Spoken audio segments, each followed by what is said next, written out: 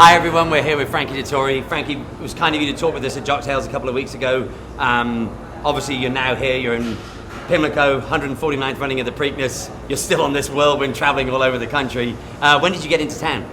I came from New York yesterday afternoon. We took the car.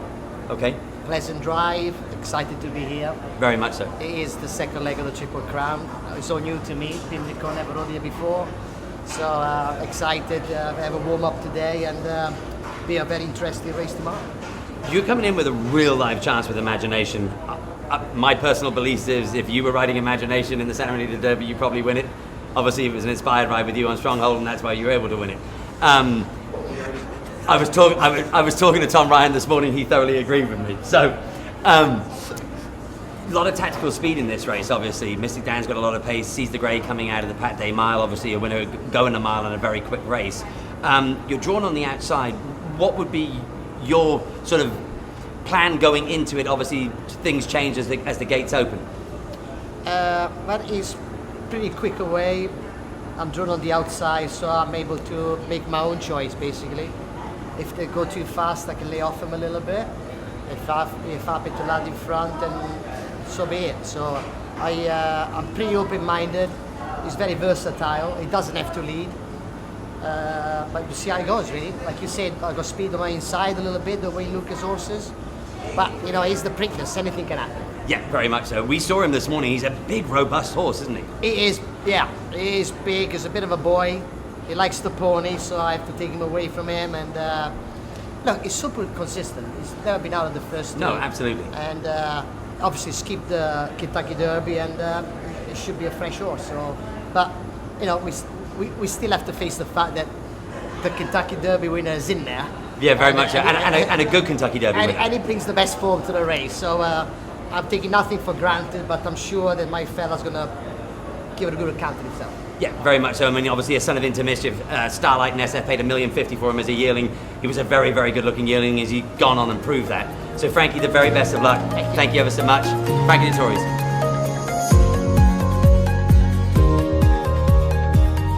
Hi, we're here with Joe Bravo. Joe, thank you so much for being so giving with your time. I really do appreciate it. Obviously, very busy weekend.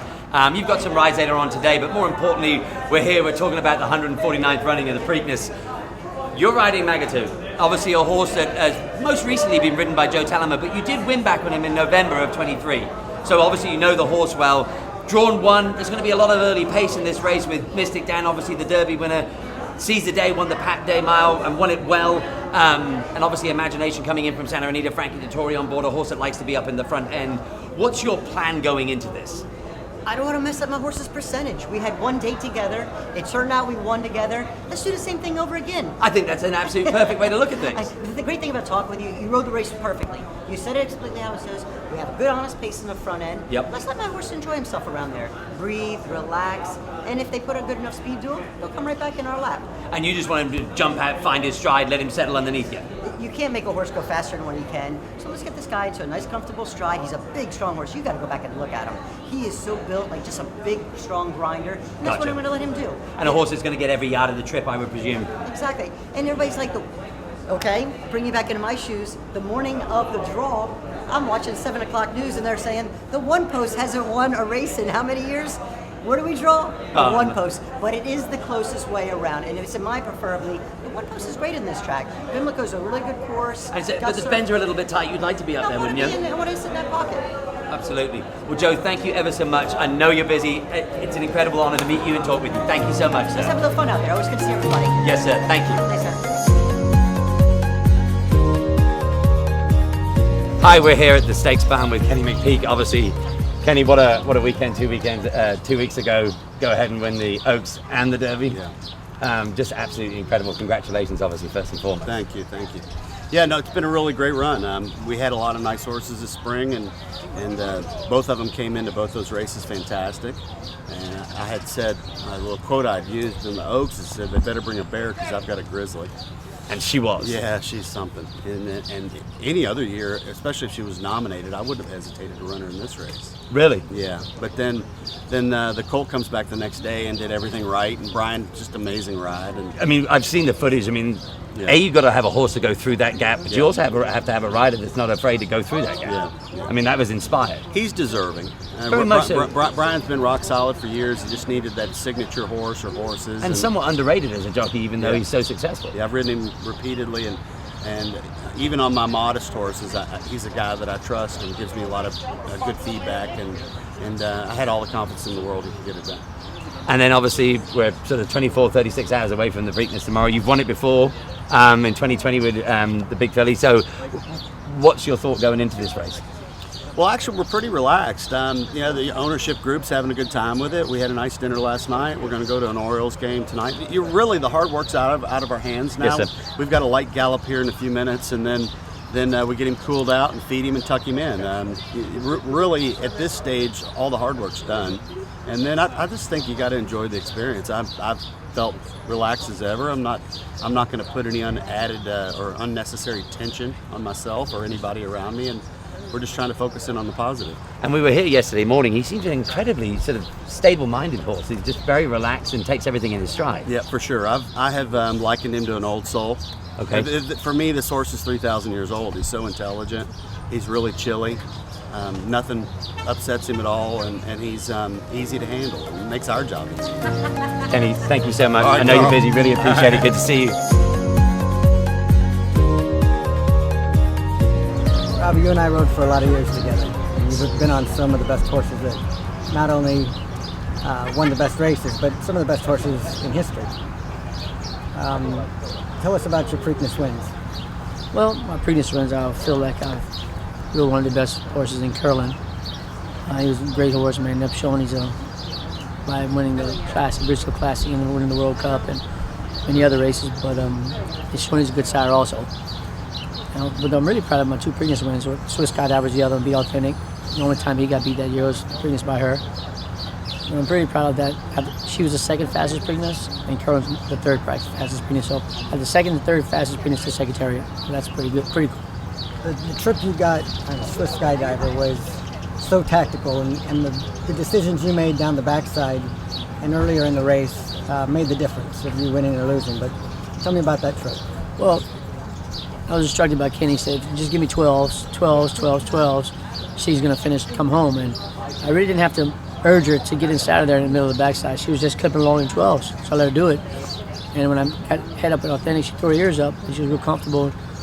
And I credit Kenny coming up early because she knew exactly where she was on the racetrack, and she was comfortably doing it. And turning for home, I heard Johnny riding already and kind of tapping him and moving him. I didn't have to do anything yet, so she fought battle down the lane, and she beat the horse of the year, which is pretty impressive herself. Yeah, it was. Do you see any comparisons in your two Preakness wins to Mystic Dan, or are they totally different horses?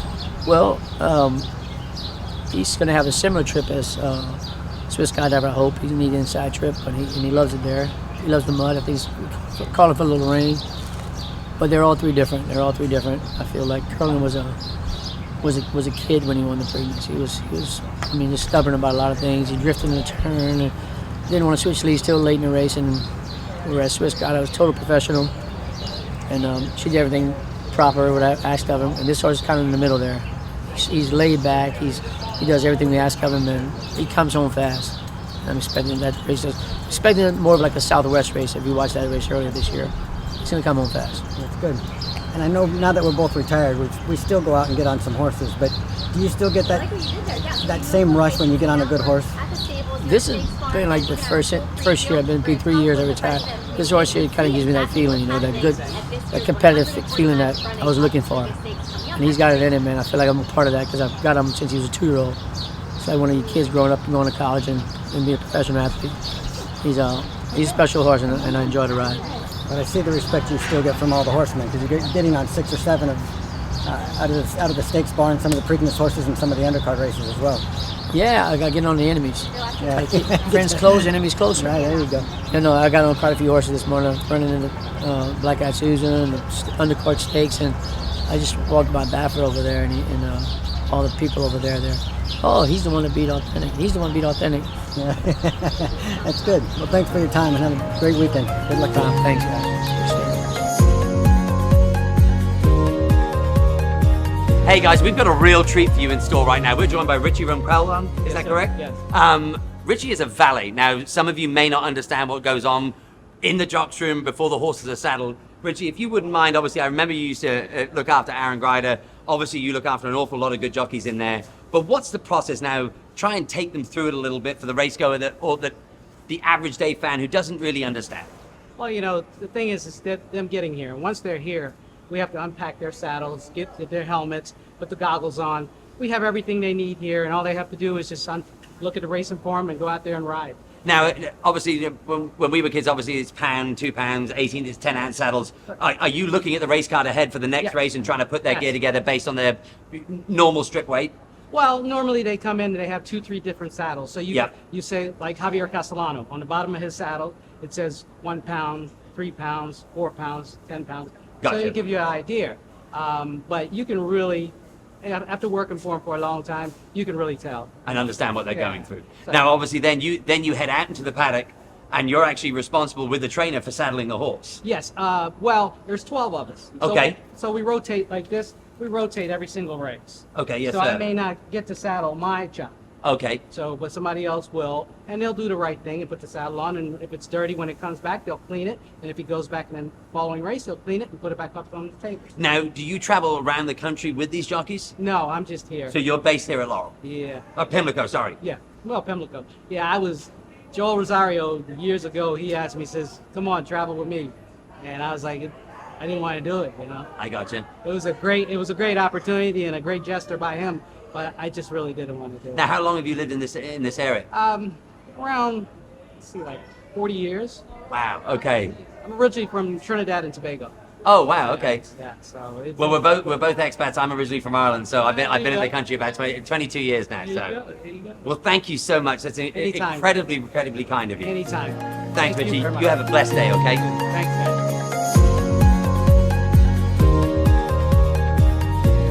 Good morning, everyone. We are here with the incomparable coach, Wayne Lucas. An absolute privilege to sit and talk with you, sir. Obviously, you've got 2 runners in the Preakness tomorrow. Well, that just happened to fall into place. After the Pat Day Mile, I thought it was an obvious choice to put Seize the Gray Horse in, and give him an opportunity. That was an exceptional race. a very impressive race, and he's probably coming into this, as I say, sneaky good. He's a ton of tactical speed, going a mile and a 16th, and I think he gets every yard of the trip, and it could be really exciting. Well, I think that even with the loss of Muth, I think that this race is going to show a lot of speed top to bottom. I really think that there will only be a few horses that will be tactically back. Now, I don't see Seize the Gray being back at all, but Just Steel might be a little off the pace. But I'm a terrible handicapper. I think this and that's going to happen, and usually it's something entirely different. Gotcha. And then from your point of view, you've obviously been in the industry for an exceptional career and an exceptional time, but you've obviously seen it change probably dramatically in the last 15 to 20 years. And I saw your interview at the Derby, and obviously you were talking about continually improving and getting the fan experience, but also getting people involved in the game. How do you see the future of our sport? Well, I think the biggest thing that is the biggest hurdle we got right now is the HISA involvement. I think that the idea behind it, but I think the pattern, the model that we're dealing with has to be improved. I think it takes the trainer out of the game. Takes a little bit of the horseman out of it. Takes the horse, it turns it over to there's too many people, too many chiefs making a decision. I have a quote in my book that one man can train 100, 2 men can't train 1. So, I mean, it's a very valid point. Yeah, I think that has to be a tweak there. We got to do something with that model. With its core principles, I think most people agree with it, but the implementation and the way it's been enacted has been tough for a lot of people to get by, and a lot of smaller trainers and trainers finding it difficult. Well, and really from a trainer standpoint, knowing where the hell you're at. I mean, I read about these guys that are having 4 nanograms or something and getting. And I'm not entirely sure what a nanogram is, if I'm honest with you. I don't know.